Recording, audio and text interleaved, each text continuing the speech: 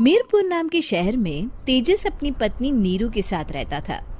पति पत्नी दोनों ही नौकरी करते थे। एक दिन तेजस गांव अपनी माँ के पास फोन करता है।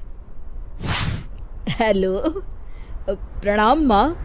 जीते रहो माँ, तुम दादी बनने वाली हो हैं? अरे वाह, ठीक है बेटा, मैं कल ही आती हूँ।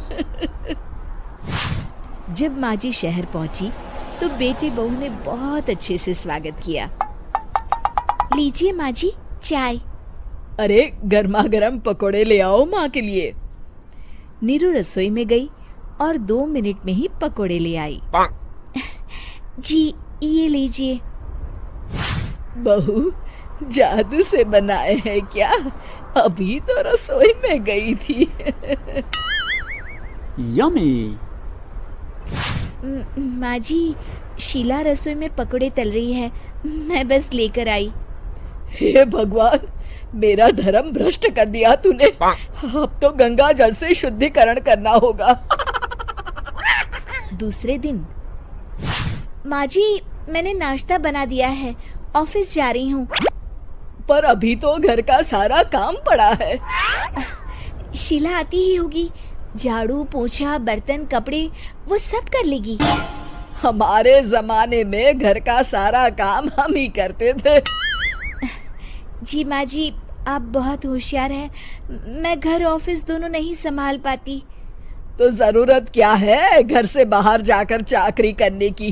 वैसे भी घर का काम खुद करने से घर में बरकत आती है, समझी? पर माँ जी। पर वर कुछ नहीं, इस महीने की पगार मिले फिर ऑफिस बंद है। हाँ। रात को नीरू तेजस से कहती है, सुनिए जी, माँ जी बोल रही थी कि मैं नौकरी छोड़ दूं। वैसे ठीक ही तो है, अभी तुम्हें आराम की जरूरत है। फिर भी आराम कहाँ, शीला को छुड़ाने के लिए बोल रही थी। तो अब 24 घंटे में इतना काम तो कर ही सकती हो। पर जॉब पसंद है मुझे, घर पर मन नहीं लगेगा। अगले दिन जब दोनों ऑफिस के लिए निकल रहे थे, मेरी तो कोई कीमत ही नहीं है इस घर में।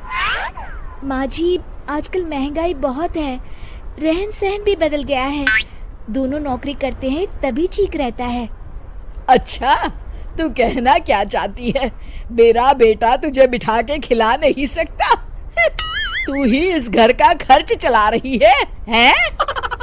नहीं माँ जी, मेरा वो मतलब नहीं था। मतलब खूब समझती हूँ, ये बाल धूप में सफेद नहीं किए मैंने। हाँ। अब तो ये रोज का काम हो गया था। तेजस भी रोज की झिकझिक से परेशान हो गया था। एक दिन उसने कहा, नीरू, वैसे भी तुम्हें मैटरनिटी लीव मिलने वाली है, तो अभी से ही छुट्टी ले लो। पर क्या, मेरी सैलरी अच्छी खासी है। आखिर नीरू ने रिजाइन कर दिया। जब बच्चा हुआ तो घर में सब बहुत खुश हुए। कुछ दिनों बाद तेजस फाइल देख रहा था। क्या हुआ तेजस, कुछ परेशान लग रहे हो?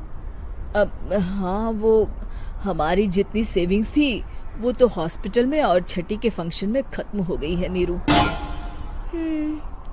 और अभी वैसे मंदी चल रही है तो मैं बोल रही थी कल मुन्ना को हेपेटाइटिस का टीका लगवाना है। नीरू, क्या पोस्टपोन नहीं कर सकते? नहीं जी, बिल्कुल नहीं। अब तेजस को समझ में आ रहा था कि उससे गलती हुई है। पैसों की कमी का असर घर के माहौल पर भी पड़ रहा था। अगले दिन, बेटा मेरा चश्मा और ये दवाइयाँ ले आना, पर्चा देते हुए माँ जी ने कहा। जी। तेजस, मुन्ना के लिए दूध का डिब्बा और डायपर भी ले आना, और ये किराने के सामान की लिस्ट है, इसे भी लाना है। तेजस गुस्से में लिस्ट मरोड़कर फेंकता है और चिल्लाता है, पैसे क्या पेड़ पर उगते हैं? ये ले आना, वो ले आना। अरे पर ये जरूरत का सामान ही है। वो गुस्से में बिना कुछ कहे ऑफिस चला गया। अरे लंच तो ले जाइए।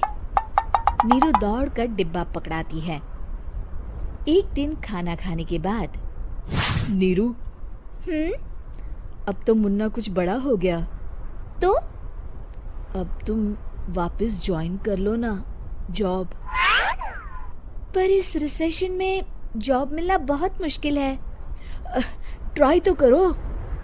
फिर मुन्ना, माँ जी है ना, और एक फुल टाइम मेड भी लगा लेंगे। पर माँ जी, उन्हें तो पसंद नहीं। तभी माँ जी वहाँ आ जाती है और प्यार से नीरू के सर पर हाथ फेरते हुए बोलती है, अब मेरी समझ में आ गया बहू, पहले के और अब के समय में अंतर है। तुम काम शुरू करो, मुन्ना की जिम्मेदारी मेरी। मेरी प्यारी माँ जी, ये कहकर नीरू उनके गले लग गई।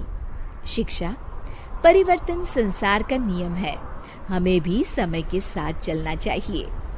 उम्मीद है कि आपको हमारी ये कहानी पसंद आई होगी।